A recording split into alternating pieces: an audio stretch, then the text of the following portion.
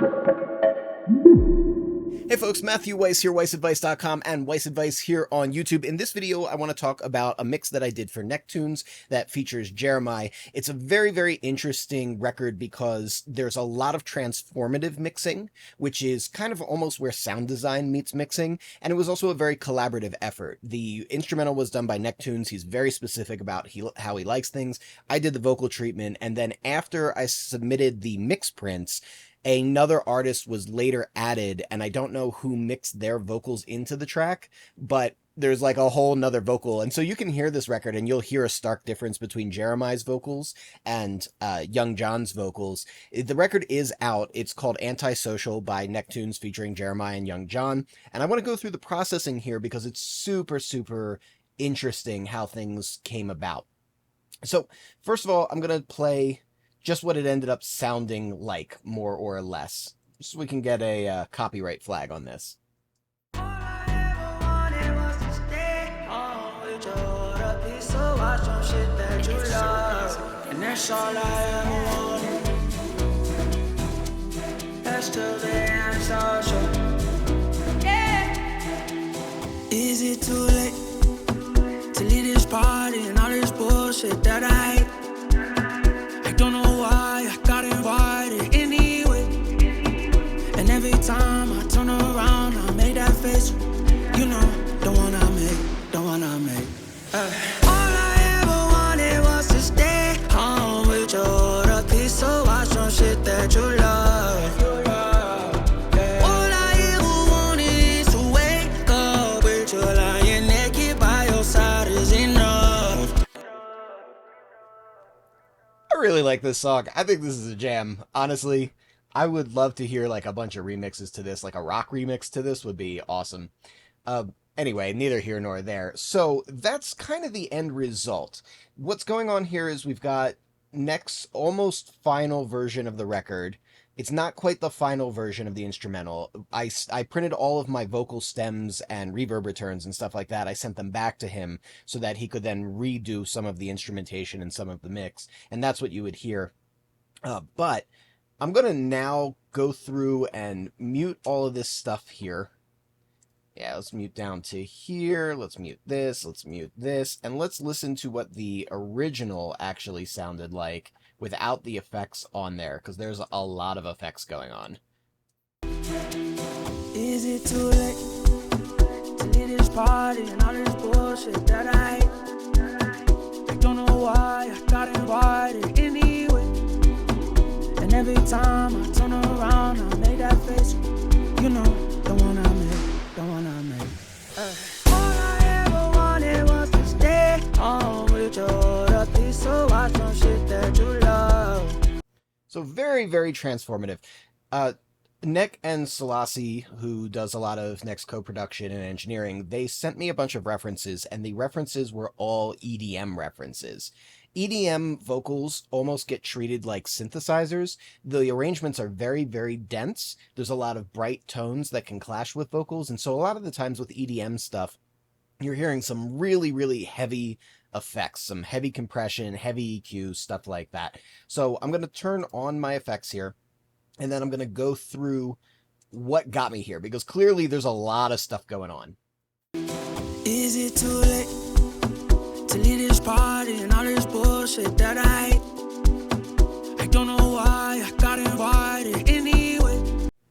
The only thing that was a little bit weird about doing this is that it's a set of effects that are meant for EDM records, but then have to fit into something that has an Amapiano Afro feel, which is not really exactly the same, although there is some relation there. So let's go through the effects here. Actually, let me give a little point of advice before going through the effects. I just did a course for Lander that makes this point and really sticks this point, and I think it's a very, very important point. In order to make a good mix, the very first thing that you want to be thinking about is two questions. Where am I going? Where am I starting? What's my goal? And what do I have to begin with? It's like planning a trip. You don't know how to get to your destination if you don't know where you're starting and where your destination is.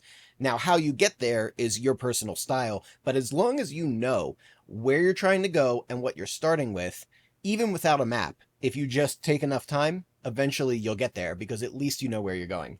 So there's a lot of that going on here, as you can see, when I've got like 9 plugins loaded up or some crazy number like that, and then more later. So, okay, if I want an EDM kind of vocal sound, we're way too dark, right? So the first thing I'm doing here is I'm taking one of my favorite top end boost EQs and I'm pulling out some of the lows and I'm pushing up some of the highs. So I've got a 5K shelf boost going on here. I've got some pretty significant roll off in the bass and a little bit of roll off. Well, actually quite a bit of roll off around 900 hertz. So this is pretty transformative right here. Is it too late to leave this party and all this bullshit that I don't know why I got invited anyway. Right, so without. I don't know why I got invited anyway. I don't know why I got invited anyway. So obviously pretty different and a really cool texture in the top end, which is why I picked this specific EQ. I felt like it went really well with the recording, and I tend to like the top end sound in this EQ in general. Okay, Pure Insanity, right? This is not actually in, so that's a little misleading, but Pure Insanity, we've got a dynamic cut here, we've got a general broad boost. Like, I'm just trying to sculpt around the vocal as much as possible. I don't know why I got invited anyway. I don't know why I got invited anyway. So it smooths out a little bit of the mid-range, takes out a little bit of the lows, cuts that huge low buildup that's going on. I don't know why I got invited anyway. I don't know why I got invited anyway. So it tightens the vocal up, but it leaves it feeling a little thin, which is where the next couple of plugins come from. So the next one is Max Bass. This is a Dave Pensato trick where you, well, he prefers to say technique, so my mistake. This is a Dave Pensato technique for getting more fullness into a vocal that doesn't naturally have it. In this particular case, I kind of ended up taking it out myself, but you use Max Bass to create harmonics in the lows. I don't know why I got invited anyway. So without. I don't know why I got invited anyway. I don't know why I got invited anyway. And sometimes that can be smoother than just pushing low end back into a vocal. And then compression. So I'm choosing this compressor for 2 reasons. One is that the attack and release ends up just sounding very musical, which I like. And the other is that it tends to beef up the low mids a little bit, which I felt like needed to happen here. So it's kind of like I'm EQing out all the stuff that I don't like, and then I'm getting that stuff back, but I'm getting it back using harmonics, which is not quite the same as using EQ. Is it too late to leave this party and all this bullshit that I don't know why I got invited anyway. All right, so a pretty big difference there. Is it too late to leave this party and all this bullshit that is it too late to leave this party and all this bullshit that So it pushes those low mids, makes the vocal feel a lot bigger, and then more of this stuff, right? More of this stuff going on. This is probably one of the craziest vocal treatments I've done, actually, in a long time, but the idea is I'm trying to make this very, very crisp, clean, clear vocal out of a vocal that doesn't sound bad, but sounds dark and has like a lot of aberrant tones in it. Is it too late to leave this party and all this bullshit that I don't know? Right, so there's a lot of things like this. So where are we at? -695, where we've got these like weird resonances. Is it too late to leave this party and all this bullshit that I don't know why I got invited anyway. And every time I turn around. And then that kind of sets me up for like my basic treatment, right? So that's kind of like getting myself to where I needed to go. Is it too late to leave this party and all this bullshit that I is it too late to leave this party and all this bullshit that And I think if I was trying to do more of like an R&B-ish kind of vocal or a pop kind of vocal, I probably would have stopped there. But this is kind of like getting from LA to Miami and we have a layover in Atlanta, right? I've made it to Atlanta. We're pretty close, but what's going to get us to our destination is the second set of inserts here. This is where I start really fine-tuning things and bringing it all home. So here, this is actually not like the craziest stuff going on. There's like some very micromanagerial, once you start doing very heavy compression, all of these little tiny tones that don't make a huge difference by themselves start to become more exaggerated. So taking out some 200, taking out some 330, taking out a little bit of 7K, taking out a little bit of 19K, right? So, or just rolling off some of that like brittle top. Is it too late to leave this party and all this bullshit that I hate? Is it too late to leave this party and all this bullshit that I hate? So it tightens it all up. And then I'm pretty sure, and I haven't checked, but I'm pretty sure we're about to see the pop vocal preset. Oh, no, it's not. Okay, got it. So this is something else I do with the C6 very often. So a lot of the times in order to lock in the low end, I find that like if you're recording very close to your microphone, so let's say you're recording here, right?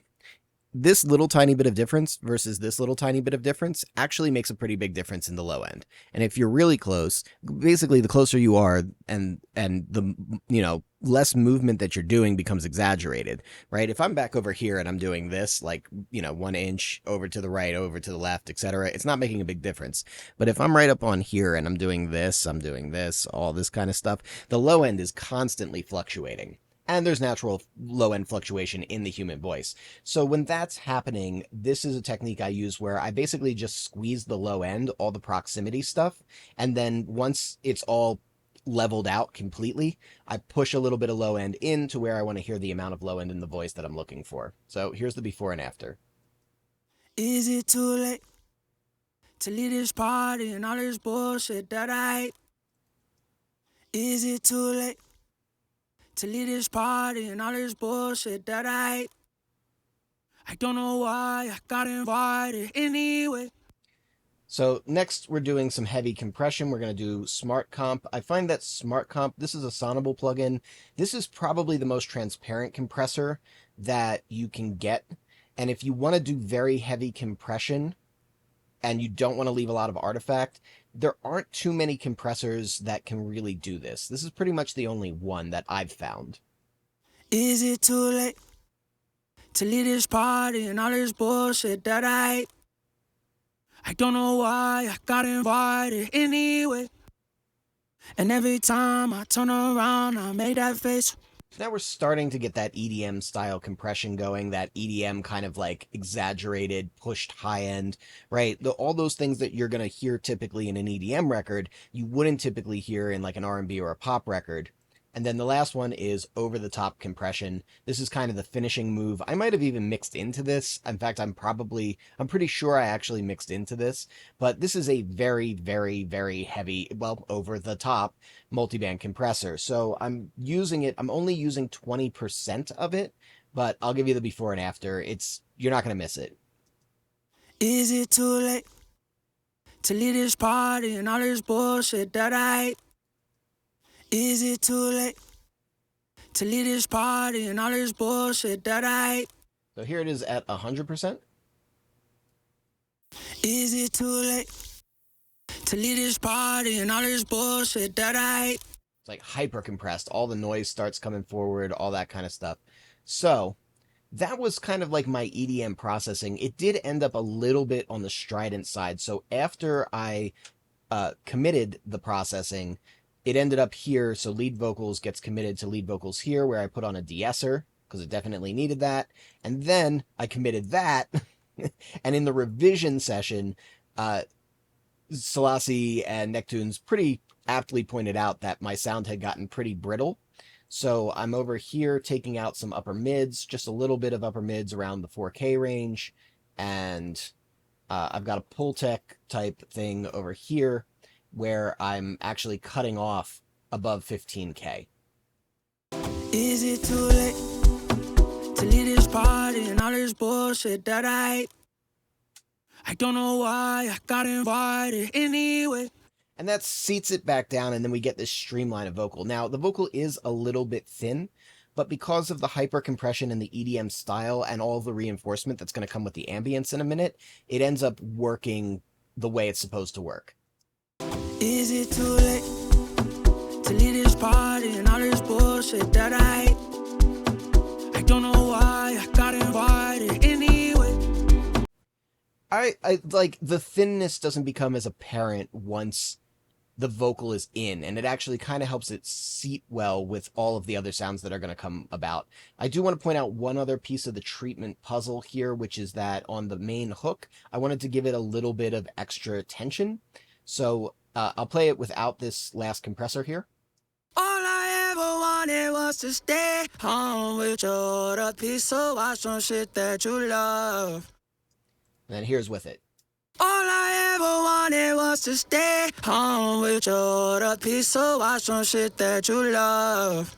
So we're hyper extra crazy lunatic compressed here, basically. And this is Devil Lock, which is not a subtle not a subtle compressor at all. But we're at the point where it's like any more compression that would be done would actually start to add dynamics. Like we're really pretty flatlined with the dynamics here. I mean, you can kind of even see it in the wave shape where you've got this like very dense RMS kind of thing as opposed to this, which is way more dynamic.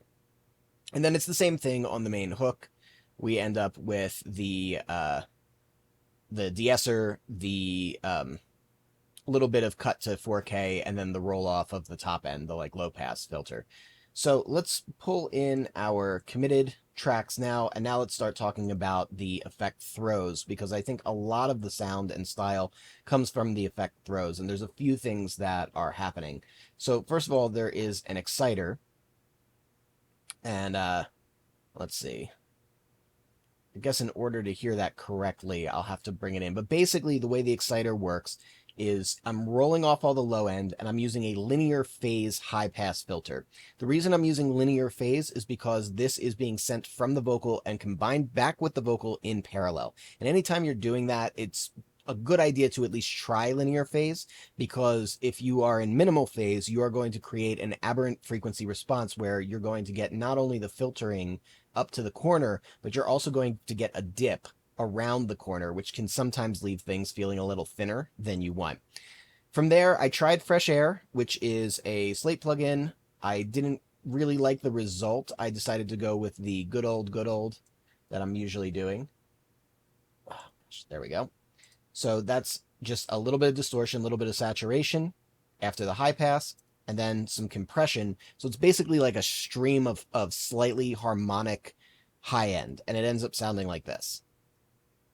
Is it too late to leave this party and all this bullshit that I don't know why I got invited anyway.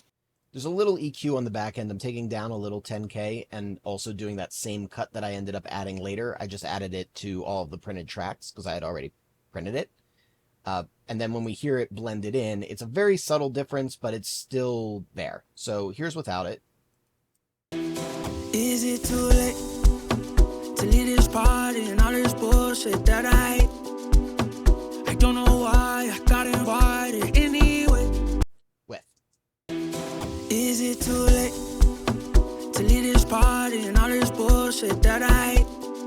And you notice that the vocal just kind of stands up a little bit. And that's how it's supposed to be used. It's not meant to really brighten things in like a very obvious over the top way. It's kind of just meant to like make the vocal kind of go, oh, like that. So very, very last little bit percentage going on here. So, okay. Then we have our main reverb, which is the Bricasti M7 London plate with the decay time turned up a little bit. And it sounds like this.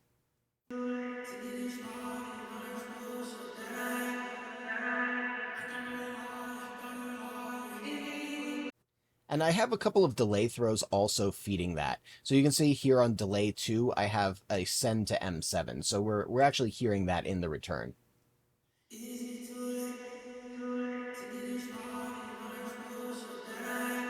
So again, I got the revision note to kind of cool it off a little bit. So here, oh man, that's a bummer. I guess I'm out of date on this, but this is basically doing the same thing that this Pro Q has been doing. So I'm going to replace that real quick. and it's taking down some of that 4K, and then similarly, we're rolling off some of the top end. Now here, I felt like the sizzly top end was actually a little less necessary, so I'm rolling it off from 12K, and it ends up sounding like this.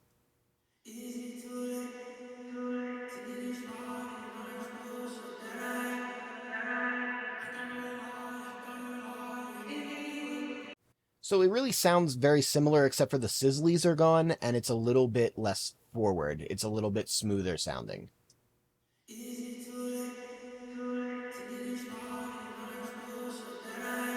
You hear that really bright top end texture, that goes away.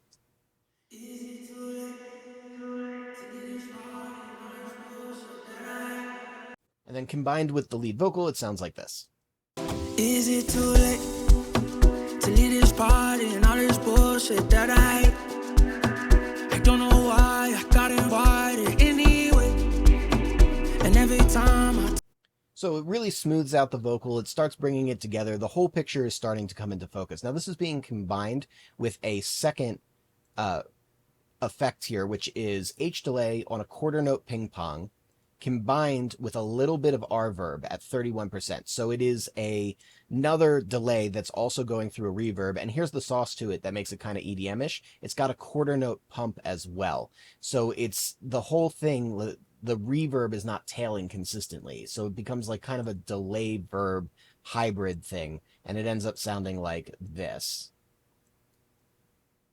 is it too late to leave this party and all this bullshit that I don't know why I got invited anyway.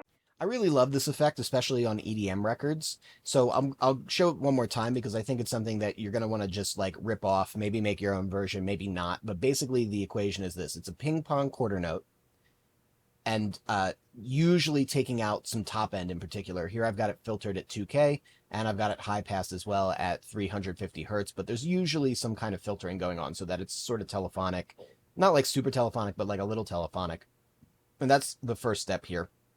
Second step is a reverb, and it's a not super long reverb, so it's like, you know, almost 2 seconds. It's not like crazy short, it's not crazy long, it's kind of like short medium, and then only using about 30% of it. That can vary, it depends on the kind of effect that you want and what, you know, how reverby, you know what I mean, like it's flexible, but it's mostly delay with a little bit of reverb coloring it up.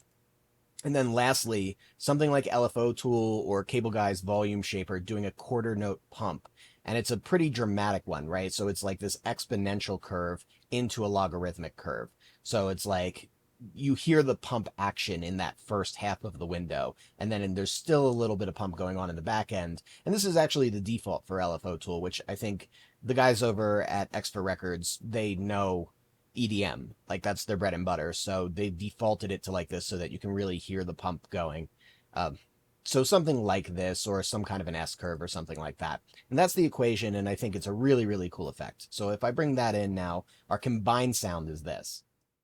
Is it too late to leave this party and all this bullshit that I don't know why I got invited anyway. And every time I turn around, I make that face.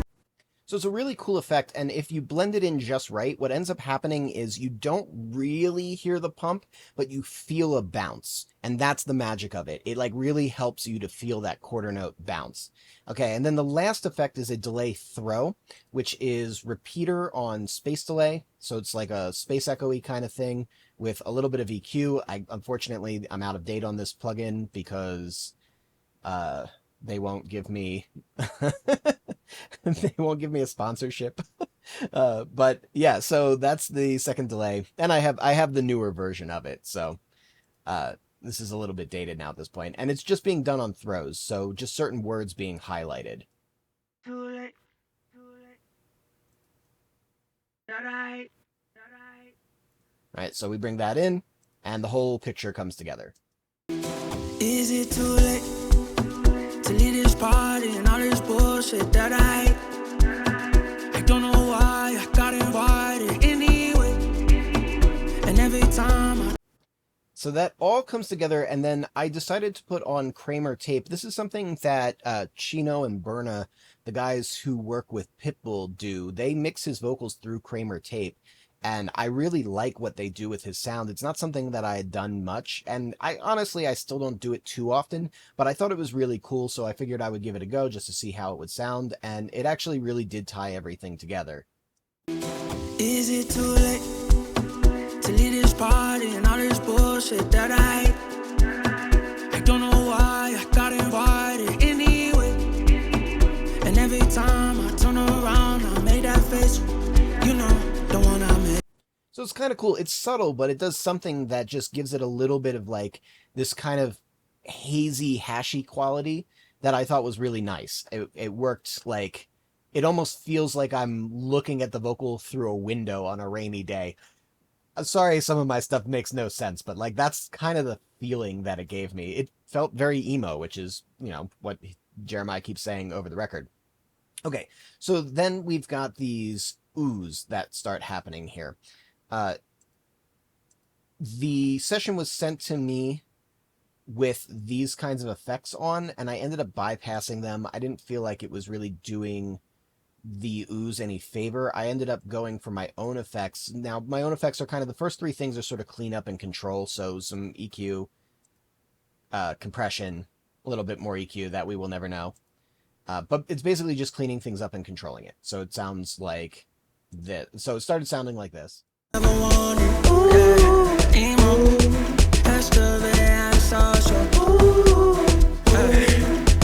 Right. So it's a little loose. It's a little all over the place. There's a lot of like glassy mid-range buildup. So we're getting rid of that.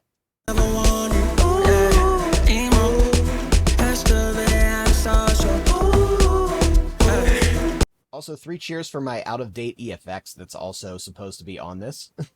And then the rest of this is turning this into like more like a synth or a sound designed process. So we've got PSP Scanner, Beauty of Scanner preset, which is so dope sounding. That makes it sound like this.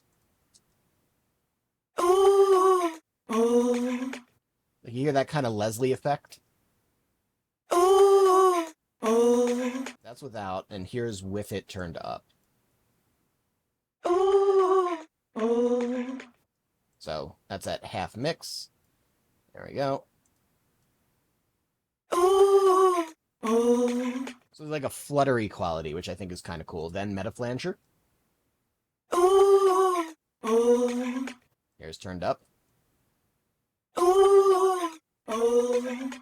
So it's a very subtle amount of metaflanger, but it adds just like a little bit of fun texture. VMR. Basically just trying to squash the dynamics of it to make it a little bit more synthesizer-y. Valhalla Verb.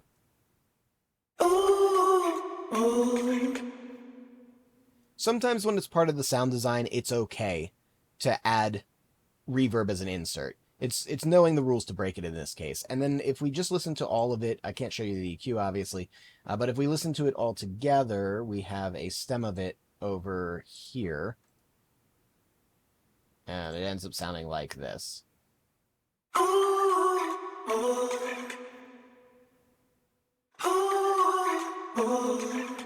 There's a lot of headphone bleed, but it's funny, the headphone bleed almost becomes like a percussion element, which I think is kind of neat, actually, if I'm being honest. So yeah, let's play it all together. And that's all I ever wanted. Yeah, emo, excavate and social. That's all I ever wanted. Can we? So it's a neat little effect. It's not very natural sounding, but it's not supposed to be very natural sounding. I think that covers everything that was going on in this. So it's kind of a crazy, wild session. Oh, there is one other thing. There's this ad-lib track where, again, I'm using reverb as an insert. This is a lot more similar to how it was sent to me, where it's got this C1 on there, REQ on here, pulling up like a bunch of mid-range, and then a limiter on here, which is sort of a crazy chain. Definitely not what you would expect from vocals. And then I just pulled the Valhalla on there as a insert, and it ended up sounding like this. Your love, yeah. which I liked. I heard it. I was like, I don't know what this C1 and this REQ and this limiter are really doing exactly. I mean, I know what they're doing, but like, I don't know what the intention was exactly. But it's making it very mid-rangey and very flattened, so it's very streamlined. And then I add that on there, and it becomes this like really cool little reply effect in the ad libs. Put a piece of watch on shit that you love. All I ever wanted is to wake up with your life. Sort of becomes a variation on that like 2014 Migos style ad lib where you hear like a ton of room tone and filtering and things like that. It's like a unique take on that, which I think is kind of neat. And then I ended up taking the vocal from the lead verse track and pulling it into this ad lib track for the intro. Shit that you love. And that's all I ever wanted. That's till the answer. So is it too late? So when you hear the actual record, that's what the intro ends up sounding like, which I think is kind of cool. So once that was all done, I ended up printing everything through the tape one at a time, committing those stems after the revision, recommitting those stems, and then sending those out. Selassie and Necktunes ended up doing the final balance of the vocal stems with the instrumental track. I believe Selassie mastered it and then got Young John's vocal and then mixed Young John's vocal to the master, but I'm not sure exactly what the order of operations. Like the Young John vocal ended up coming way later. Sony basically was like, this is an Afro record. We want to make sure that we can promote it in that demographic, so we need an Afro artist. And yeah, that ends up being the final record. So cool.